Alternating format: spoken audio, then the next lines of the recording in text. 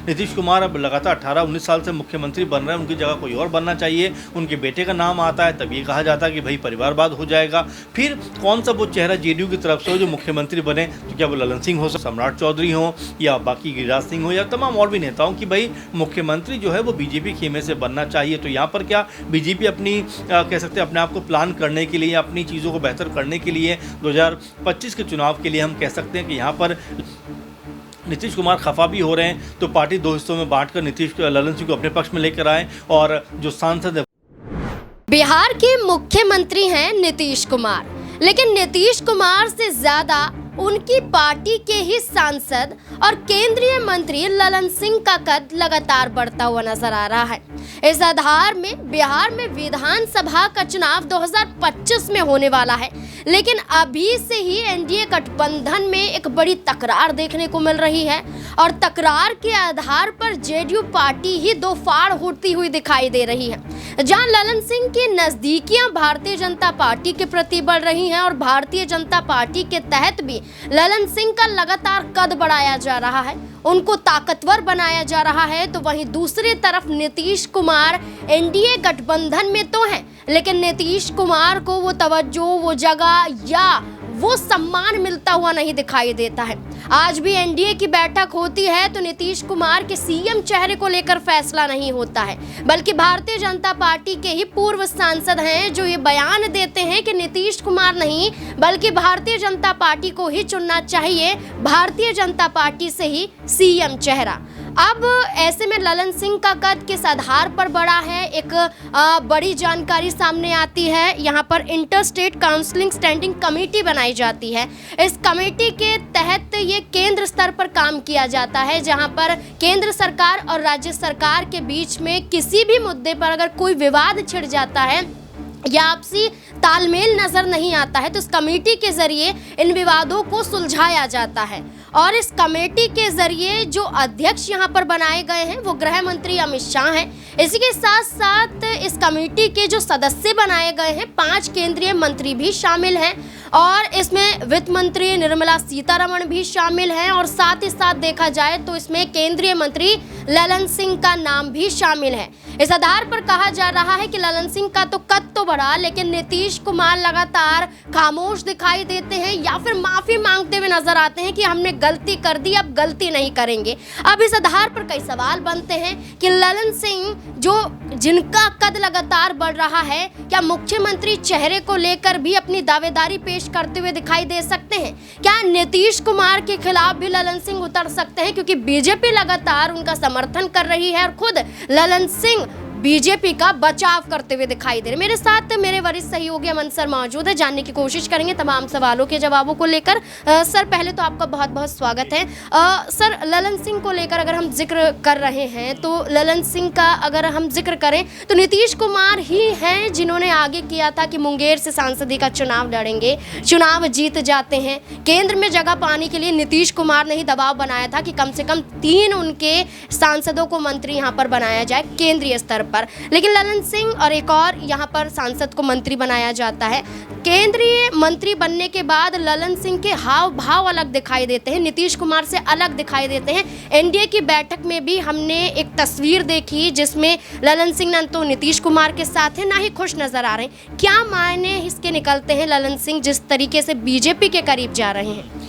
देखिए नाज़मीन, आपको याद हो कि एक समय ऐसा था कि आरजेडी और जेडीयू की जो सरकार थी उस वक्त ये अफवाहें खूब फैली थी कि यहाँ पर जो ललन सिंह हैं वो जेडीयू के अंदर 2 फाड़ करना चाहते हैं, पार्टी को बांटना चाहते हैं और यहाँ तक कहा गया कि वो तेजस्वी के खेमे में जाकर मिलने वाले हैं। उसी वक्त आनन फानन में नीतीश कुमार ने उनको अध्यक्ष पद से हटाया और खुद अध्यक्ष बन गए। एक तरीके से वहाँ से उन्होंने ललन सिंह को डाउन करना चाहा। इसके बाद कुछ जो राजनीतिक समीकरण बिगड़ते हुए नजर आते हैं कि यहाँ पर आरजेडी और जेडीयू की दूरी बन जाती है और बीजेपी और जेडीयू की सरकार बिहार में कह सकते हैं एक बार फिर स्थापित हो जाती है। लेकिन ललन सिंह को लेकर लगातार ये बात कही जा रही थी कि ललन सिंह एक बहुत बड़े प्लेयर हैं जो हर किसी से अपने ताल्लुकात बनाकर रख रहे हैं। आप देखिए कि अभी भी कोई बड़ी घनघोर बयानबाजी वो तेजस्वी यादव के खिलाफ नहीं करते हैं। वहीं बीजेपी की बात की जाए तो बीजेपी के जो आला कह सकते हैं नेता हैं, बड़े नेता हैं, उनसे जाकर उनकी इंडिविजुअल मुलाकात भी होती है। उसके बाद नीतीश कुमार से मुलाकात होती है। तो कहीं ना कहीं तो ऐसा देखने को मिल मिल रहा है कि नीतीश कुमार का जो कद है बीजेपी वो बढ़ाना चाहती है। आप देखिए ज़रा कि जिस तरह से बीजेपी ने अब तक राजनीति की है, तमाम ऐसे दल हैं जो बीजेपी के साथ रहे तब तक तो सब ठीक था, लेकिन जैसे बीजेपी से अलग होते हैं या बीजेपी को आंखें दिखाते हैं, उनके अंदर बीजेपी कह सकते हैं या तो उनकी पार्टी को ख़त्म करना चाहती है या फिर उनके अंदर इस तरह तिफरके डलवाती है कि पार्टी ही दो हिस्सों में बढ़ जाती है। ढेरों एग्जाम्पल आपके पास हैं। आप महाराष्ट्र में देखिए जिस तरह से चाचा भतीजे यानी कि शरद पवार अजीत पवार एक दूसरे के सामने आकर आमना सामने खड़े हो जाते हैं। उद्धव गुट देखिए दो गुटों में बढ़ जाता है। आप इसके अलावा देखेंगे जो अच्छी भली सरकार आरजेडी जेडीयू की चल रही थी उनको दो हिस्सों में बंटवा दिया। दुष्यंत चौटाला जो अच्छे खासी सरकार अपनी में हिस्सेदारी थी उनकी 15% वोट उनके पास था, वो 1% पे आकर सिमट जाते हैं जब बीजेपी से उनकी दूरी बढ़ती है। तो ऐसे कई एग्जाम्पल यहाँ पर ये देखा जा रहा है कि बीजेपी या तो अपना ही अपने आप को मजबूत करना चाहती है और सहयोगी दल अगर साथ में है भी तो उनको कभी इतना मजबूत नहीं होने देती कि उनके ऊपर वो हावी हों। अब जरा चिराग पासवान की पार्टी की आप बात कर लीजिए कि 2020 में जब ये पार्टी दो हिस्सों में बटी, पशुपति पारस के पास 6 में से 5 सांसद पहुँच गए, तो यहाँ पर बीजेपी न सिर्फ उनका समर्थन में रखती है बल्कि उनको मंत्री पद भी देती है। और यही बीजेपी 24 में आते आते पशुपति पारस को साइडलाइन कर देती है और चिराग पासवान को एक तरीके से कह सकते हैं पार्टी में लेकर अब उनको मंत्री भी बना देती है। तो ये बीजेपी की प्लानिंग है कि जो भी उनके खिलाफ ज़्यादा ताकतवर बनता है, ऊंची आवाज़ में बात करता है या खुद का कद जो है वो ऊपर लाने का प्रयास करता है, बीजेपी कहीं ना कहीं उनकी पार्टी के अंदर कुछ ऐसा घालमेल करती है कि उनकी पार्टी कहीं टूटने के कगार पर आ जाती है। ललन सिंह में कहीं वैसा एक मोहरा तो नहीं है यहाँ पर नीतीश कुमार, क्योंकि अब तक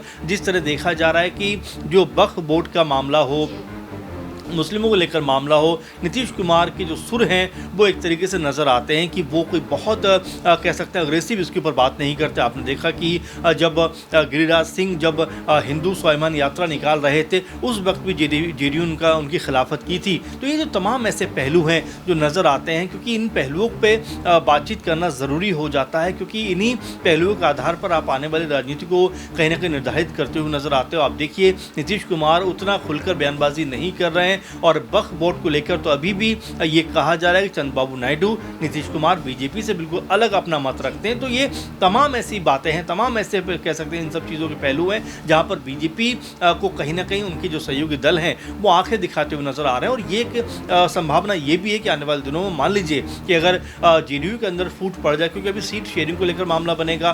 फिर एक और चीज़ जो इसमें गौर करने वाली है कि सीएम पद को लेकर लड़ाई जो बीजेपी और जेडीयू दोनों के बीच परस्पर चल रही है। आप देखिए कि जेडीयू के अंदर भी लगातार इस बात को लेकर चर्चा है कि अगला मुख्यमंत्री हमारी पार्टी से अगर बनेगा तो वो कौन होना चाहिए। नीतीश कुमार अब लगातार 18-19 साल से मुख्यमंत्री बन रहे हैं, उनकी जगह कोई और बनना चाहिए। उनके बेटे का नाम आता है तब ये कहा जाता है कि भाई परिवारवाद हो जाएगा।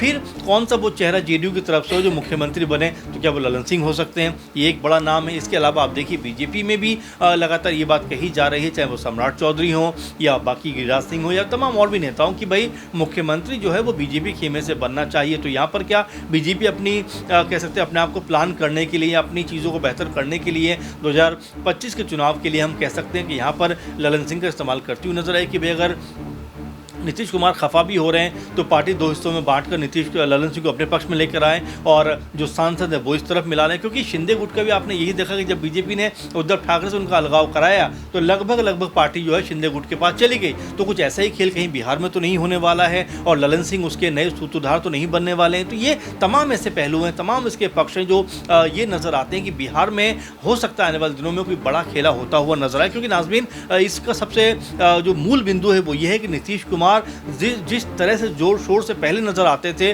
वैसा नजर नहीं आ रहे हैं। तो हर कोई ये मानकर चल रहा है कि भाई कई ऐसे मुद्दे हैं, कई ऐसे बिंदु हैं जहां पर बीजेपी कहीं ना कहीं बैकफुट पे है और यहां पर अपने आप को बैकफुट देखकर बीजेपी सोच रही है कि ललन सिंह को किस तरह से लेकर आया जाए ताकि हमारी सरकार के ऊपर कोई संकट नहीं आए। सर, आपने अभी बीच में ये कहा कि चंद्रबाबू नायडू और नीतीश कुमार केंद्र में बीजेपी की सरकार बनी रहे एक पिलर के रूप में काम कर रहे हैं। तो अगर हम बिहार में बात करें तो जेडीयू पार्टी है तो एनडीए गठबंधन है, वरना एनडीए गठबंधन बिल्कुल धराशायी होता हुआ नजर आएगा। तो नीतीश कुमार को इस तरीके से दरकिनार करना, क्या एनडीए गठबंधन खासकर भारतीय जनता पार्टी अपने लिए ही तो मुश्किलें नहीं खड़ी कर रही है, वहीं दूसरी तरफ क्या महागठबंधन की तरफ रुख हो सकता है? देखिए बिल्कुल, और नाज़मीन एक चीज़ समझने वाली ये है कि हम अभी बात कर रहे थे एलजेपी की जो एक समय एक ही हुआ करती थी, लेकिन अब देखिए एक धड़े में से दो धड़े बन गए। हम देखें कि एलजेपीआर जहाँ चिराग पासवान अध्यक्ष हैं वहीं एलजेपीआर के अध्यक्ष पशुपति पारस हैं। तो ये बीजेपी का शुरुआत से देखने को मिलता है कि जहाँ जहाँ भी जो दल ताकतवर होते हैं या तो उनको बीच में से दो फाड़ करा देगी या फिर उनके ऊपर अपना कहने का प्रभाव जमाते हुए नजर आती है। आप उत्तर प्रदेश में जरा देखिए, यहाँ पर जो सहयोगी दल थे कह रहे थे कि भाई इक्का दुक्का सीटें हमें भी आप दीजिए उपचुनाव में, लेकिन बीजेपी ने किसी की नहीं सुनी, बस आरएलडी को एक सीट दी है और बाकी सारे दलों को दरकिनार कर दिया। संजय निषाद तो दिल्ली में भी कई दिन रहे। तो ऐसे में ये समझा जा सकता है बीजेपी अपनी ताकत को कमजोर नहीं होने देना चाहती है और बीजेपी लगातार ये बात भी उठ रही है कि भाई हमारा दल या तो फर्स्ट नंबर पे या सेकंड नंबर पे रह रहा है, फिर भी मुख्यमंत्री नीतीश कुमार बन जा रहे हैं, तो हमारे दल का मुख्यमंत्री क्यों नहीं बन पाता। ये बड़ा अपने आप में बीजेपी के लिए कहेंगे चुभन वाली बात है और यहाँ पर सम्राट चौधरी की चुभन कई बार कह सकते हैं निकल के सामने आती रही है। तो कई पहलू देखे जा रहे हैं कि नीतीश कुमार अगर नाराज भी होते हैं तो यहाँ पर ललन सिंह उनके लिए एक बड़ा कह सकते हैं कि सहयोग करने वाले शख्स हो सकते हैं, नेता हो सकते हैं। और यही सोचकर बीजेपी कहने को उनको आगे बढ़ाती हुई नजर आ रही है कि भाई आपको हम जिम्मेदारी दे रहे हैं ताकि आप